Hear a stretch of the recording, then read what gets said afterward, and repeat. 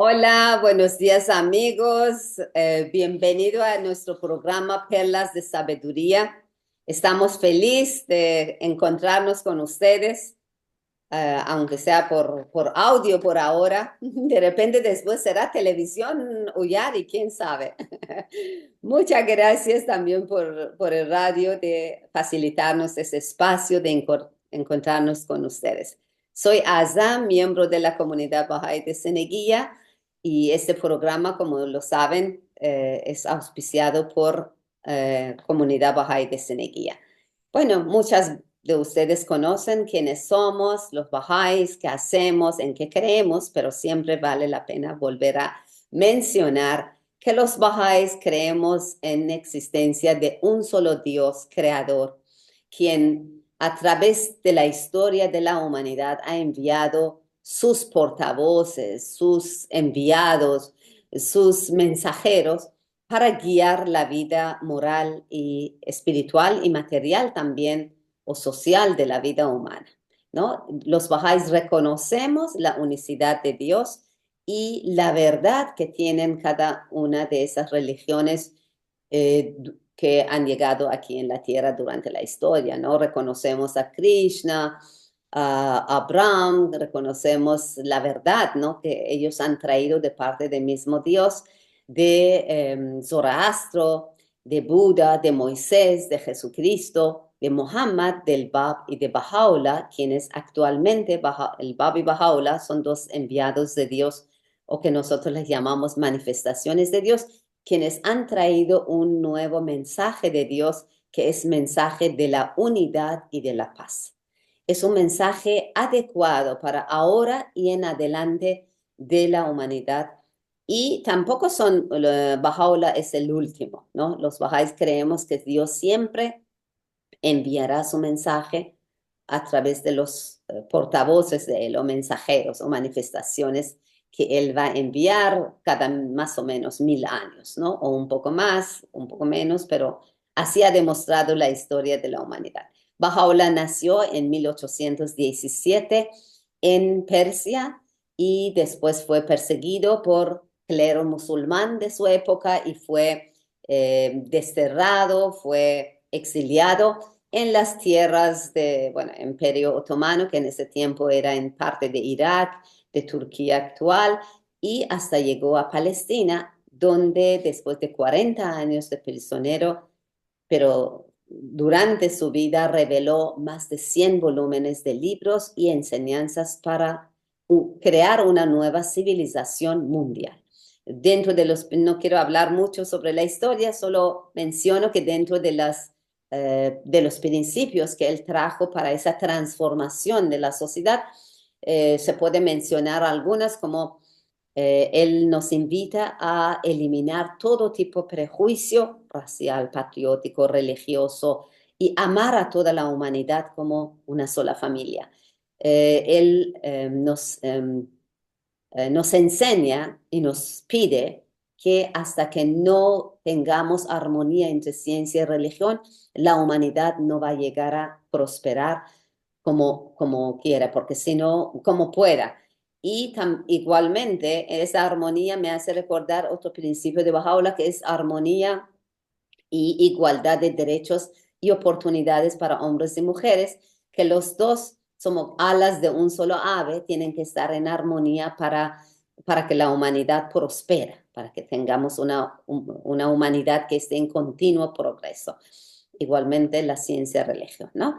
Bien, no quiero hoy día hablar mucho de esa introducción que ustedes ya la mayoría conocen de la fe Bahá'í, sino quiero presentarles un amigo muy generoso que muchas veces nos ha acompañado en ese programa y estoy sumamente agradecido porque dedica su tiempo y su conocimiento para nuestro programa Perlas de Sabiduría.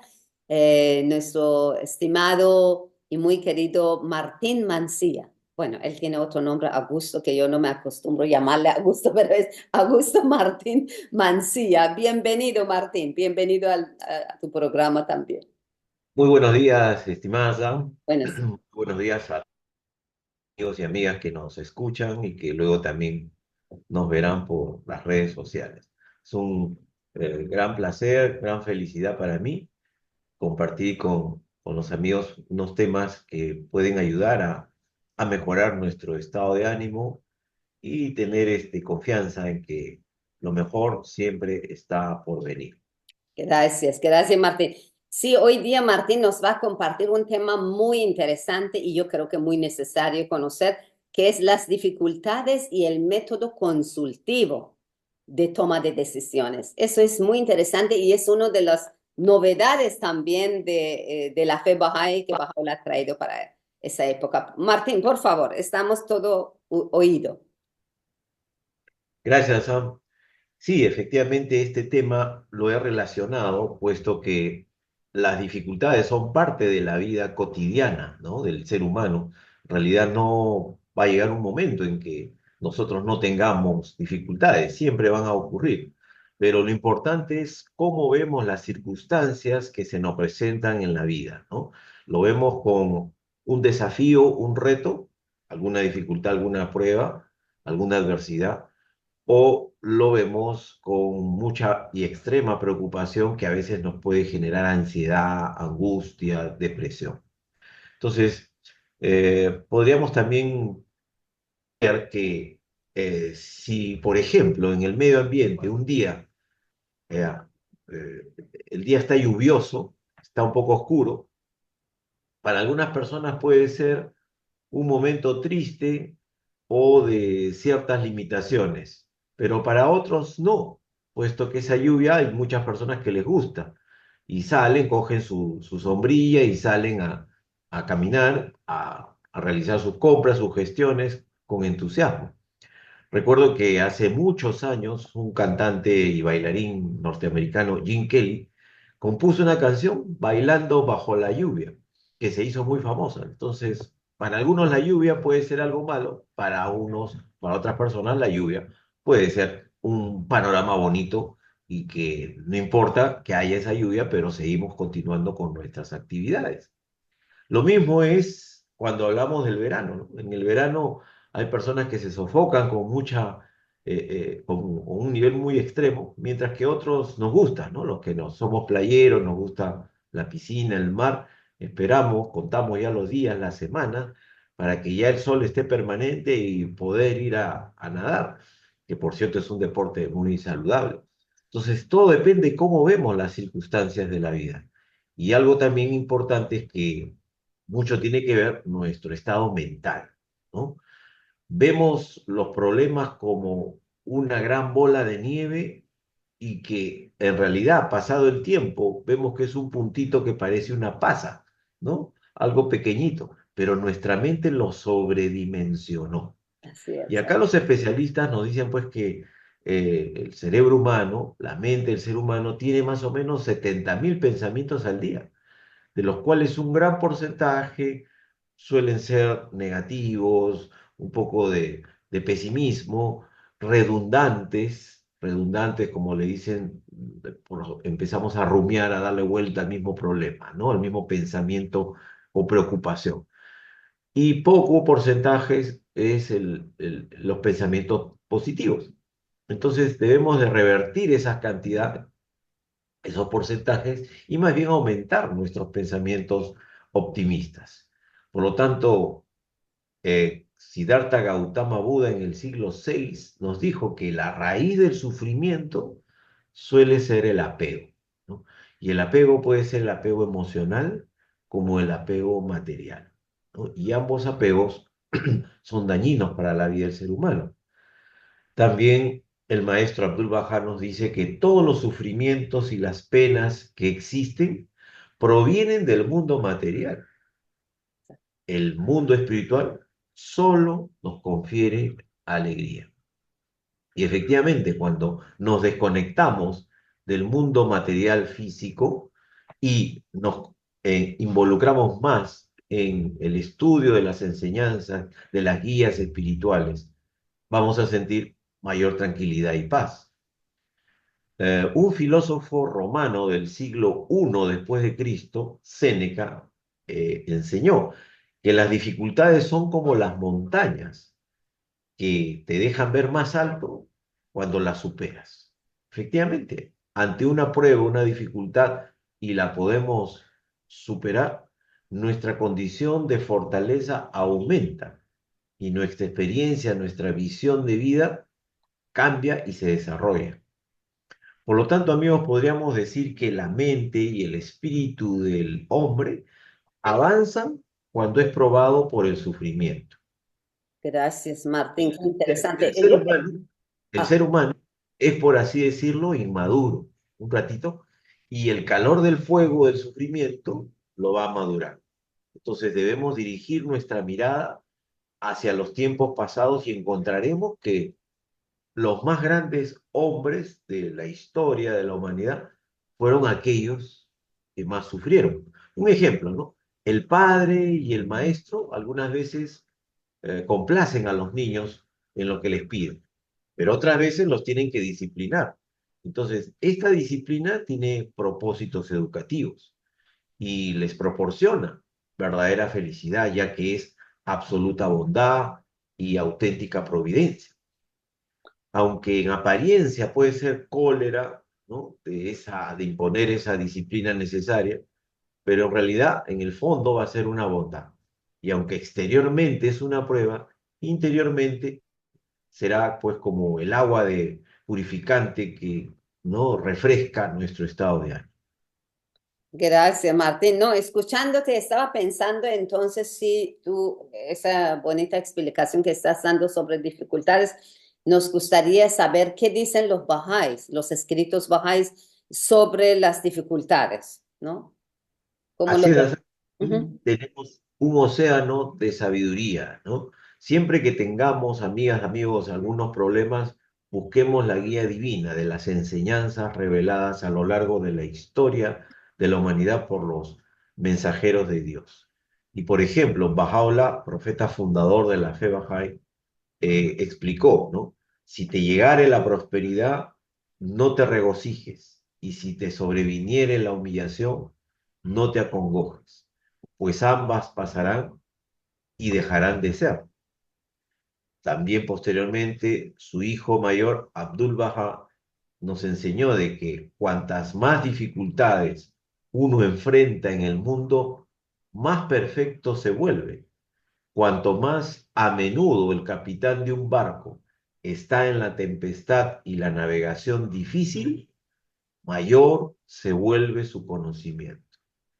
Y es así, por ejemplo, en el mundo de la marina, en todas partes, los comandantes de buques que enfrentan largos viajes difíciles, complejos, donde tienen que luchar contra las tempestades, pero finalmente llegan a su objetivo y luego retornan con total tranquilidad, justamente son aquellos eh, eh, personas que han podido superar y con destreza han podido resolver esas dificultades y se vuelven en personas de gran experiencia y que incluso van a guiar a otros y van a formarlos para poder enfrentar las dificultades.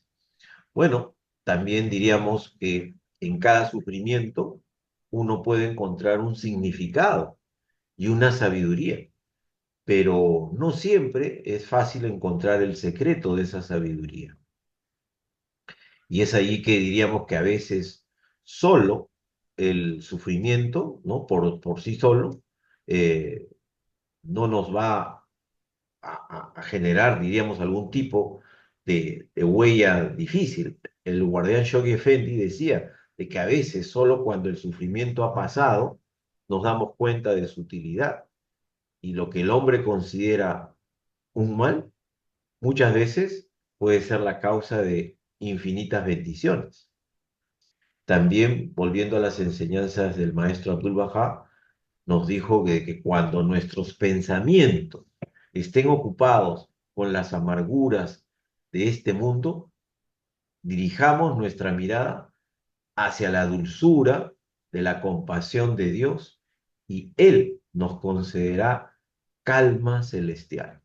Entonces, de esas tempestades que enfrentamos, de esas tormentas grandes, de esos oleajes que parecían envolvernos, finalmente llegamos a la paz y la tranquilidad cuando dirigimos nuestra mirada hacia la dulzura y compasión de Dios.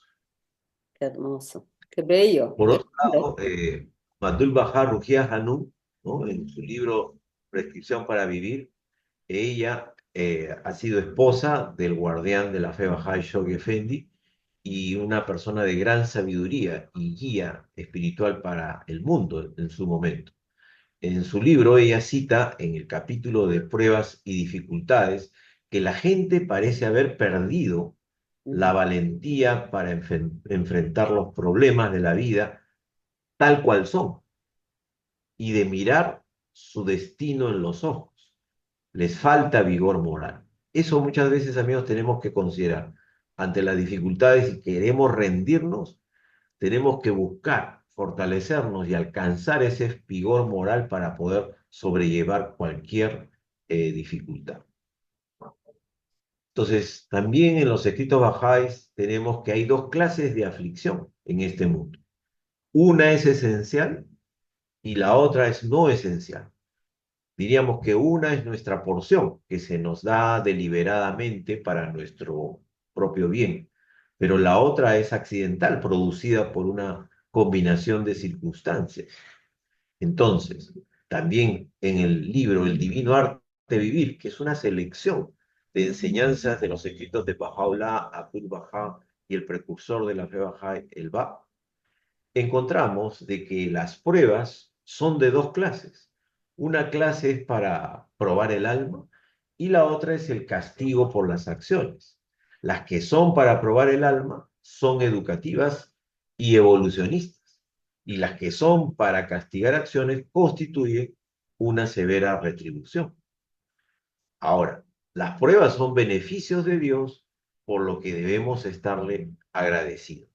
Las penas y los sufrimientos no nos vienen por casualidad. Ellos nos son enviados por la misericordia divina para nuestro propio perfeccionamiento. Y mientras el hombre sea feliz, puede olvidar a su Dios, pero cuando las penas vienen y el dolor lo abruma, entonces recordará a su Padre que está en el cielo, quien es capaz de librarlo de sus humillaciones. Y esto, amigos, nos ocurre a veces en la vida, ¿no? Cuando estamos en un estatus, en un nivel de tranquilidad, felicidad, todo está controlado, no hay problemas y empezamos a disfrutar, entonces a veces suele venir de que nos olvidamos de Dios, ¿no? Y justamente las pruebas, las dificultades son como un llamado de atención también, de que debemos fortalecer ese lado espiritual de nuestra vida. Por lo tanto, los hombres que no sufren no alcanzan la perfección. Debemos comprender que la planta más podada por los jardineros es la que cuando llegue el verano va a tener los más bellos capullos y los más abundantes frutos. Finalmente diríamos que los problemas de este mundo pasan y lo dejamos nosotros, es lo que hemos conseguido espiritualmente. Esto es, por lo tanto, lo que debemos mirar, ¿no? Y prestarle atención. Ser más espirituales, acercarnos más a Dios. No importa lo que nuestras mentes humanas y cuerpos estén pasando. Esto lo escribió el guardián de la fe Bahá'í, Shoghi Effendi. Qué hermoso, de verdad que muy bello y uno ve que, bueno, así es, ¿no? Cuando uno lo medita, reflexiona, es así. Ahora me viene una pregunta de acuerdo de todo lo que tú has explicado sobre dificultades y problemas. ¿Qué influencia positiva puede tener la oración para enfrentar esas pruebas y dificultades? ¿Cómo puede ayudarnos o no? Así es, Hassan, justo Dios en su infinita misericordia no nos deja abandonados y nos provee un instrumento muy poderoso de fortaleza, guía e inspiración para, primero, desarrollar nuestra dimensión espiritual, pero también para ayudarnos a resolver las circunstancias difíciles. Y es ahí donde interviene el poder de la oración, porque la oración es el alimento espiritual del alma y es absolutamente indispensable para el desarrollo espiritual interno del ser humano. El hombre espiritual es el que se ha enamorado de Dios y la oración es el lenguaje del amor de Dios. Escribió Shoghi Effendi que la oración es el núcleo de la fe religiosa, es el sentido místico que une al hombre con Dios. Este estado de comunión espiritual puede alcanzarse y mantenerse mediante la meditación y la oración. Ahora, mediante la facultad de la meditación, el ser humano alcanza vida eterna. Mediante ella recibe el hálito del Espíritu Santo. La dádiva del Espíritu es conferida en la reflexión y la meditación. Y comprendamos, amigos, que cada vez que meditamos es como si inundáramos nuestra mente de agua espiritual y tomamos conciencia de que no existen separaciones y que todos somos parte de una conciencia elevada. La ciencia, en sus investigaciones recientes, ha determinado que la práctica de la oración y meditación reordena nuestro cerebro, aumentando actividad neuronal en las zonas donde está la felicidad. La persona que medita adquiere confianza en sí misma, mejora su autoestima, aprende a combatir el estrés, reduce la ira, es más amable con las personas y hace frente a los problemas de una forma más objetiva. Por lo tanto, el ser humano tiene mayor facilidad para tomar decisiones con la práctica de la oración y la meditación, ya que llena su vida de alegría, le permite liberarse de sus frustraciones, miedos y preocupaciones, se reduce la angustia, la ansiedad y todo sufrimiento. Por tanto, no debemos perder la oportunidad que ya viene dentro de nosotros. Y es así que el ser humano, sobre todo los creyentes, buscamos también hacer oraciones de manera colectiva, reunirnos para colectivamente hacer oraciones. Y visitamos nuestros templos, mezquitas, sinagogas, iglesias, buscando justamente esa fuerza espiritual que sabemos también muy bien que cuando la oración es comunitaria tiene una fuerza muy especial, ¿no? Diríamos que también hay que considerar las respuestas a la oración, porque la respuesta a nuestra oración puede ser sí o no, pero también hay una tercera opción, espera. Y su método es cambiar las circunstancias o cambiarnos también a nosotros mismos. Quizás Dios tenga pensado concedernos lo que le estamos pidiendo, pero tenemos que ahorrar para conseguirlo, ¿no? Entonces, es ahí donde Bahá'u'lláh nos enseña de que benditos sean los que esperan con firmeza. Esperad hasta que Dios haya cambiado su favor hacia vosotros. Nada pasa inadvertido para Él. El que está montando el rompecabezas es Él, no nosotros. Por lo tanto, también debemos considerar y revisando un libro muy sagrado que es Las palabras ocultas de Bahá'u'lláh, nos dice, oh Hijo del Espíritu, no me pidas lo que nosotros no hemos ordenado para ti. Conténtate, pues, con lo que hemos dispuesto para tu bien, porque es lo que te beneficia si gozoso lo aceptas. Entonces, muchas de nuestras peticiones, amigos, a veces han de ser denegadas por nuestro propio bien.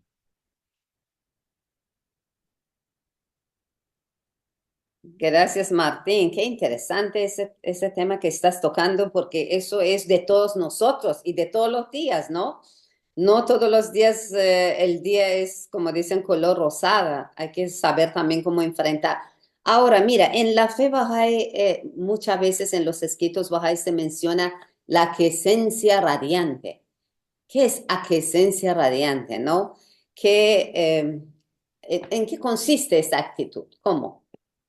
Efectivamente, Hassan, y si nosotros aceptamos, como nos dice Abdul Bahá, las peores vicisitudes, no solo con resignación, sino con aquiescencia radiante, puede obtener libertad. Entonces, la aquiescencia radiante significa ceder, bajar la resistencia, es estar de acuerdo, es entregar la voluntad de uno a la voluntad divina y hacerlo con alegría y gratitud, sabiendo de que es el mejor camino al final. Entonces, en los escritos se dice, sea quiescente y las cosas cambiarán. Dios cierra una puerta y abre otra. Entonces, cuando uno se siente que vive bajo la protección de Dios, nunca va a sentir miedo y sabrá que está a salvo y seguro, plenamente protegido todo el tiempo y nada sino el bien nos puede pasar. Pero también como las cosas no pueden ser siempre como las deseamos, entonces es mejor para nosotros ser aquiescentes. Y nos daremos cuenta que después de todo, en el gran plan divino, puede ser mejor para nosotros que sean cambiados.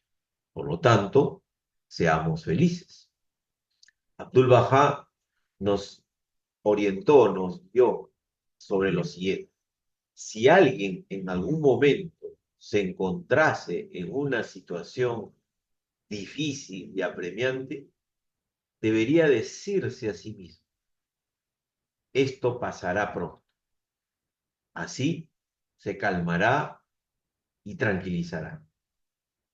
El maestro decía, en todas mis calamidades y dificultades, solía decirme a mí mismo, esto pasará de largo. Entonces me quedaba tranquilo. Abdul Bahá. También podemos referirnos a una enseñanza de Bahá'u'lláh y una promesa que él nos dejó. No os apenéis si en estos días y en este plano terrenal Dios ha ordenado y manifestado cosas contrarias a vuestros deseos, porque días de inmensa alegría y delicia celestial hay de seguro de abundancia para vosotros.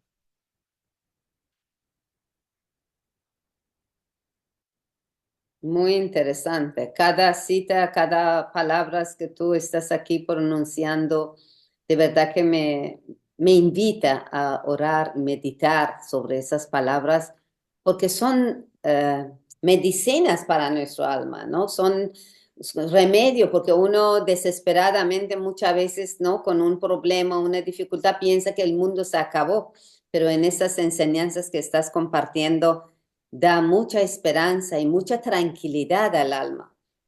Bueno, aquí también, ¿sabes qué me ocurre, Martín? Porque, ok, está bien que hay problemas y nosotros lo vamos a tomar, como dijo también el maestro Abdul Baha, decir eso también pasará pronto. Pero también, de otro lado, ¿qué beneficio brinda la consulta en la vida del ser humano y en la sociedad? Si consultemos sobre esos problemas, ¿qué opinas? Muy bien, Asam, gracias. Y justamente también la consulta es otro medio muy poderoso para resolver problemas, para encontrar la guía divina, porque como un viejo dicho dice por acá, ¿no? Dos cabezas piensan mejor que una, es cierto, ¿no? Tres cabezas, cuatro cabezas mejor que dos, que tres. Entonces, cuanto más mentes preparadas se reúnen con experiencia y deliberan acerca de un problema, de una circunstancia, entonces la respuesta va a ser pues mucho más enriquecida que el pensamiento unilateral y limitado de la mente única del ser humano. Entonces la consulta, amigas, amigos, es una forma de diálogo dirigida hacia la toma de decisiones en forma cooperativa, ¿no? Y se caracteriza por el intercambio de perspectivas sobre un tema o problema con el fin de llegar a una conclusión que pueda integrar la riqueza de una diversidad de enfoques. Entonces debemos considerar e integrar los distintos enfoques por medio de la consulta, con lo cual a través de ello se va a permitir alcanzar la luz de la verdad sobre cualquier tema o cuestión presentada. Entonces, la clave de una buena consulta es abrir la mente para tratar de comprender la verdad desde distintas perspectivas diferentes, por supuesto, como sea posible, y luego integrarlas para lograr una comprensión más completa de la verdad. Y es ahí donde podríamos citar también una enseñanza de Bahá'u'lláh que nos dice, la consulta confiere mayor comprensión y transforma la conjetura en certeza. Es una luz brillante, la cual en un mundo oscuro señala el camino y guía. Para todas las cosas existe y continuará existiendo una perfección y madurez, la madurez del don de la comprensión. Y a ello podríamos agregar de que eh, en la civilización del futuro, el gobierno, el poder de tomar decisiones institucionales va a residir, ¿no? Va a residir en realidad en la sabiduría colectiva de los grupos. Y esta sabiduría se va a hacer realidad mediante el proceso de la consulta. Y la consulta es un método de comunicación que está estructurado para encontrar cursos de acción que determinen la solución de un problema. Y la verdadera consulta, amigos, es una deliberación espiritual, ¿no? En una atmósfera y actitud de amor, en donde los miembros de los grupos y equipos deben reflejar un espíritu de camaradería para que se produzcan buenos resultados. Y acá deseo un poco resaltar ciertos elementos, ¿no? Para que una consulta sea realmente muy productiva y tenga esa pureza de intención, debe existir un ambiente, una atmósfera de amor. No nos podemos reunir con alguna animadversión o prejuicio, o rechazo, o celo, sino todos debemos estar imbuidos en un gran compromiso de llegar a la verdad, en donde todos debemos reflejar un espíritu de camaradería, de hermandad, de buen ánimo, ¿no? Como se dice en las organizaciones, crear un buen clima laboral. Y un buen clima laboral significa un buen clima emocional, donde las emociones de todos los que integran ese equipo, ese grupo, puedan estar conectados con pureza de intención, con amor y el deseo de encontrar la verdad en unidad. Entonces, durante el proceso consultivo de toma de decisiones, se va a lograr la unidad de pensamiento, de conocimiento y de acción en la búsqueda de la sabiduría divina. ¿Y dónde aplicar la consulta, amigos? Podemos aplicarla en reuniones de consejos directivos de todo tipo de organización, en reuniones de comité de gerencia o de directivos, o en equipos de trabajo de las oficinas, de las áreas, y por supuesto que la consulta empieza por la familia, porque la primera forma de organización social de la humanidad ha sido y será la familia. Entonces muchas veces tenemos que reunirnos para, por ejemplo, decidir elaborar el presupuesto familiar del mes. A ver, en este mes, ¿qué tenemos qué compromisos económicos tenemos? Entonces, veamos el presupuesto y vamos ajustando, reajustando, asignando, viendo de qué manera cubrimos ese presupuesto. Y todos aportando ayudas, ideas, esfuerzos, porque la familia es el primer núcleo organizacional. Y ahí nace la consulta, que luego irá también hacia los grupos vecinales, ¿no? Las personas que viven en edificios, condominios, con frecuencia tienen reuniones cada cierto tiempo para coordinar temas de la administración de sus viviendas.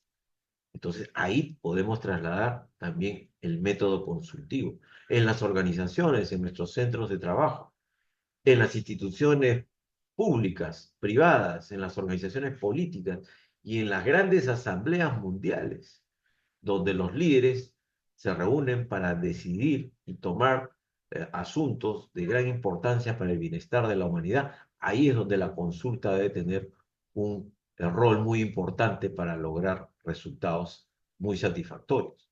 Por lo tanto, citemos también las enseñanzas del maestro Abdul Baha, en donde nos habla de los rasgos básicos de la consulta. Primero, que está orientada a satisfacer las metas del grupo, enfocando las contribuciones de los miembros individuales a descubrir todos los hechos y puntos de vista relevantes acerca de un problema determinado. Y sobre el uso de la diversidad de opiniones y estilos, Abdul Baha nos dice: la brillante chispa de la verdad solo se manifiesta luego del choque de diferentes opiniones.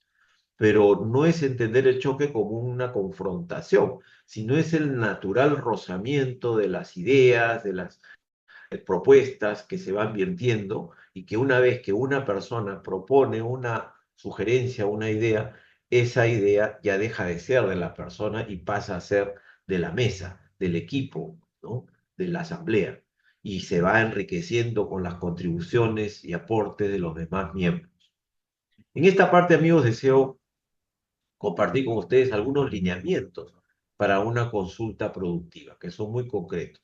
Martín, Primero, que los miembros deben... me permites, Sí, antes que siga, adelante. gracias. No, es que de antes tú mencionaste que ese método de la consulta para ayudarnos a solucionar problemas y dificultades, lo mencionaste en temas de familia y a mí me interesa que nuestros radio oyentes, porque la mayoría que nos escuchan también pueden ser las madres que en esta hora estén en su casa y a mí me gustaría que escuchen con atención las guías que ahora tú vas a, ¿no? En siguiente diapositiva vas a explicar.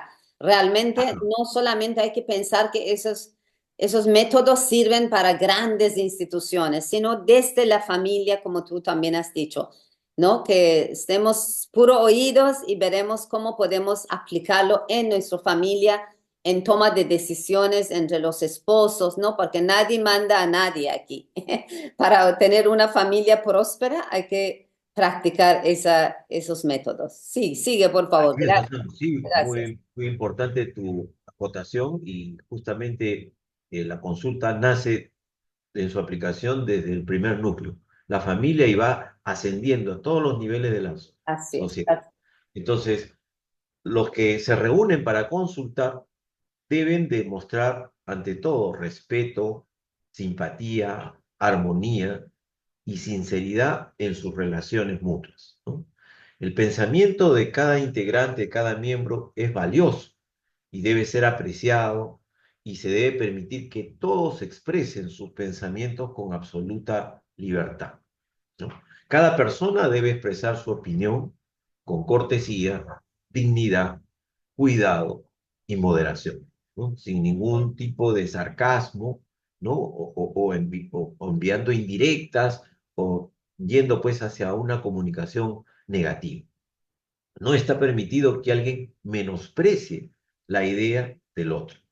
Una idea, después de haber sido sugerida y planteada al grupo por un participante, ya no le pertenece a esa persona, sino al equipo, a los que están reunidos. Y este grupo de personas reunidas tiene la responsabilidad y el permiso de hacer con esa propuesta, con esa idea, lo que considere mejor, que puede ser retroalimentarla, mejorarla, no complementarla. Por ejemplo, si alguien contradice la opinión de uno, no hay que alterarse, ya que la chispa de la verdad, como nos dijo el maestro, brilla solo después del choque de opiniones. Nadie debe imponer su propia opinión, ya que la terquedad y la persistencia en el propio parecer van a conducir finalmente a la discordia, a la disputa, o al alejamiento también. Entonces, si la discusión nos lleva a conflicto, odio o enfrentamiento, antagonismo, hay que postergar, posponer la discusión del tema para otro momento. También es importante integrar los puntos positivos de cada opinión con el objetivo de acercarse a una decisión realmente unánime, porque a ese objetivo debemos llegar a alcanzar el consenso. Y si no hay, lamentablemente, una decisión unánime o consenso, se debe decidir según la opinión de la mayoría de los miembros. Ningún participante luego debe censurar la decisión eh, una vez que haya sido tomada, ya que esas críticas van a impedir que se lleve a cabo cualquier decisión. Y bueno, ahora me permite un poco compartir mi experiencia en la Administración Nacional Bahá'í, tratando de plasmar un poco un esquema, ¿no? Es decir, si en una organización ya, ¿no? En una organización que puede ser un centro de trabajo o cualquier tipo, queremos reunirnos para consultar, es importante también tener cierto ordenamiento.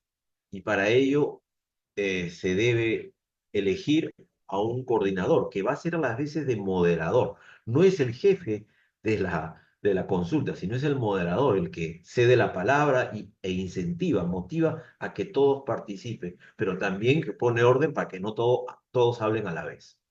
Pero si por algún momento, por alguna circunstancia el coordinador tiene que ausentarse, no se puede detener la consulta. Entonces hay un vicecoordinador o vicecoordinador que lo va a reemplazar momentáneamente. Pero algo muy importante, amigos, es los acuerdos. Tomamos mucho tiempo, esfuerzo en llegar a acuerdos, pero estos no pueden quedar en el aire.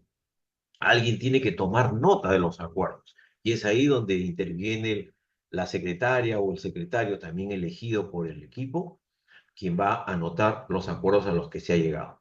Y si esta reunión tiene que ver con dinero, con el tema económico, por supuesto habrá un responsable denominado tesorero o tesorera que va a ser quien va a canalizar los acuerdos con respecto a este tipo de labor. Viéndolo ahora en un esquema un poco más abierto, debemos tener una agenda en un equipo de trabajo, en una organización, de los temas a tratar. Entonces, el coordinador, moderador de la reunión, plantea el tema a tratar o el problema a resolver. Incentiva, motiva que todos los integrantes puedan expresar sus opiniones y propuestas. Bueno, una vez que se han expresado estas opiniones y propuestas, algunos van a secundar alguna propuesta. Basta que una persona distinta a la que ha propuesto secunde, quiere decir que esta propuesta pasa a ser debatida. No quiere decir que es la solución aprobada, sino a ser debatida, a ser enriquecida una y otra vez por las opiniones de los diversos miembros. Pueden haber varias propuestas, propuesta A, B y C, y cada una va a ser debatida, enriquecida, hasta que finalmente, agotada la consulta sobre estos temas, se procede con la votación. Lo ideal es llegar a un consenso por unanimidad, pero si esto no se puede, la votación determinará de manera democrática, esa es la metodología de la consulta tan importante que es democrática, en donde se aprobará el respaldo de la mayoría, la decisión de la mayoría de los miembros. Entonces el secretario va a anotar, ¿no? Va a registrar los acuerdos, los medios de ejecución y fechas, y bueno, pasamos al siguiente tema y así sucesivamente. Pero en una próxima reunión, el equipo tendrá que reunirse primero para evaluar los resultados de todas las decisiones tomadas. Si realmente se han logrado los resultados que se quería y se ha resuelto el problema a tratar.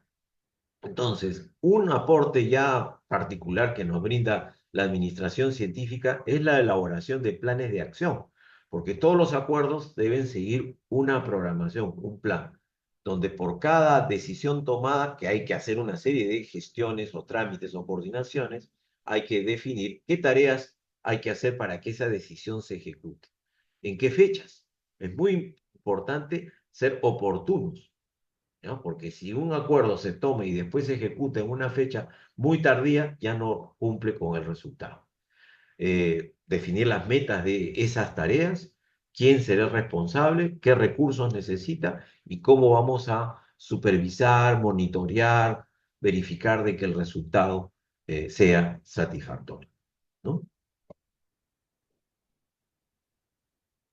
Gracias, Martín. Estoy escuchando y veo que nos estás haciendo una buena capacitación sobre ese tema de consulta. En verdad, imagínate si en todos los hogares aprendemos a tener espacios de consulta entre los padres y los hijos, o si también vivimos con algún tío, abuelos, los que viven, aprendemos así, la convivencia sería otro. Ya, ¿no? Todos esos problemas familiares que también incluso uno escucha, ¿no? En la sociedad y se ve ya tan frecuentes, no sucedería porque las personas con ese espíritu que tú dices, ¿no? De la veracidad, de honestidad, de sinceridad, de respeto, si nos unimos y conversamos sobre los temas, nuestra vida sería mucho más fácil, mucho más fácil. Así que te agradezco por esa parte. Pero también, sabes, escuchándote todo lo que has dicho, que es maravilloso, estoy pensando finalmente en nuestros radio oyentes desearían saber más, ¿no? Investigar más sobre la fe Bahá'í, sus enseñanzas, sus principios, dónde pueden conocer más. Posiblemente tú puedes aquí darnos, compartir algunas guías y yo también después puede decirles a nivel de Ceneguía cómo puede ser efectivo eso. Sí, por favor. Sí, Hassan, por supuesto, y justamente todos tenemos un equipo celular, un smartphone a la mano, y ante cualquier momento difícil o no saber cómo actuar, busquemos la guía divina, ¿no? Por ejemplo, primero buscando las oraciones que necesitemos para la curación, para nuestros seres queridos, para nuestros seres difuntos, para las dificultades, para nuestros padres, en fin. Entonces podemos ingresar a bajar este aplicativo, ¿no? de nuestro celular que se denomina Bahá'í Prayers, es decir, oraciones bajáis. Lo bajamos y está en muchos idiomas. Entonces lo configuramos hacia el idioma español. Y ahí tenemos un maravilloso libro de oraciones en nuestro smartphone, en nuestro equipo celular, para cualquier momento.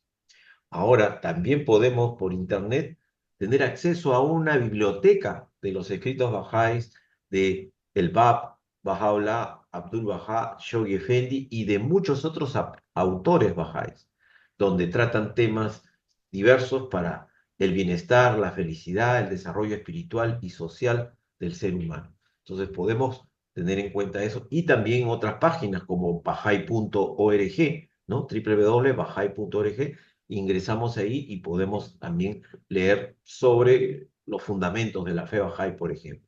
Pero ¿Cómo aquí se ya escribe hacemos, Bahá'í?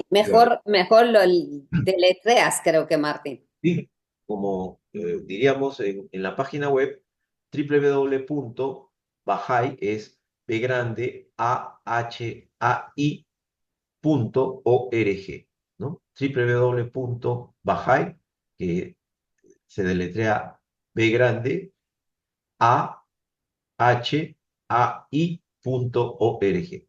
Y ahí encontramos los fundamentos de la fe Bahá'í. Y por internet simplemente colocamos www.bibliotecabahai.com. Y ustedes ingresan a Google, por ejemplo, el buscador, colocan Biblioteca Bahá'í y de inmediato les sale. Y ahí salen los libros. Y van ustedes y pueden bajar los libros gratuitamente a su computadora. Y bueno, deseo concluir esta presentación justamente cuando enfrentemos dificultades, ¿qué podemos expresar? ¿No? Se habla, en muchas religiones se habla de los mantras, de las invocaciones, de las palabras sagradas, potentes. En la fe Bahá'í existe una palabra muy poderosa que es Ya Baha'u'lláh, cuyo significado es, oh tú, la gloria del todo glorioso. Y hay otra expresión, Ya Ali ul Alá, que es o el exaltado de los más exaltados. Esto es en idioma árabe. Entonces, ¿qué significa? Es el nombre de la manifestación de Dios que tiene que ser atesorado en el corazón. Es el nombre de Dios mediante el cual hemos de adorarle. Ya Baha'u'llah, este es el llamado que da vida cuando enfrentamos dificultades. Di, Ya Baha'u'llah, cuando alguien se opone a ti. Di, Ya Baha'u'llah. Aún cuando estás en tu trabajo. Di, Ya Baha'u'llah. Esto nos lo enseñó el maestro Abdul Wahab. Entonces, amigos, justo al respecto de estas frases tan poderosas, deseo compartir con ustedes un breve video que es un panorama sobre los lugares sagrados bajáis, pero a la vez la invocación que ustedes van a escuchar de estas palabras son muy espirituales y nos van a dar como una breve sesión de meditación. Aquí vamos.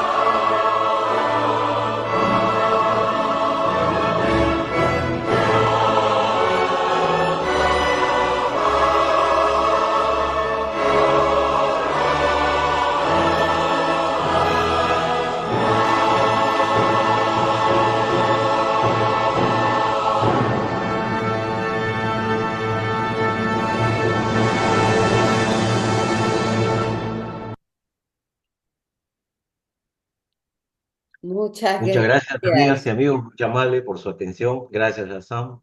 Muchas gracias. De verdad que, bueno, a mí me salieron lágrimas con esa, ¿no? Con ese verso tan poderoso y esas imágenes y la música excelente, todo hermoso, hermoso. Qué pena que nuestros radio oyentes no pudieron ver esas imágenes, pero les invito que, bueno, dentro de pocos días vamos a subir esas grabaciones, siempre, bueno, demoran unos días, pero los subimos al YouTube en Asamblea Espiritual Local de Ceneguía, que es AEL Ceneguía, y también al Facebook de la comunidad Bahá'í de Ceneguía, que es, bueno, comunidad Bahá'í de Ceneguía, ¿no? Así pueden buscarlo. Siempre subimos, demora unos días, pero siempre están ahí. También pueden recomendar a los amigos que no han escuchado ese tema tan interesante que nos trajo nuestro querido amigo Martín, que le agradezco y siempre está muy bienvenido a nuestro programa Perlas de Sabiduría.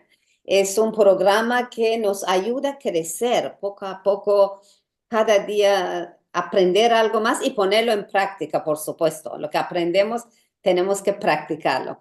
Ese tema fue maravilloso porque a nadie falta dificultades, problemas y las guías que nos diste sobre la consulta es necesario en todos los niveles, familiares, de trabajo, si somos estudiantes, incluso entre nuestros compañeros y todo. Así que muy, muy agradecido a ti, Martín, que siempre nos acompañas muy generosamente, y también de Radio Uyari, que nos da esa facilidad de llegar a ustedes, a sus hogares. Muchas gracias, queridos amigos.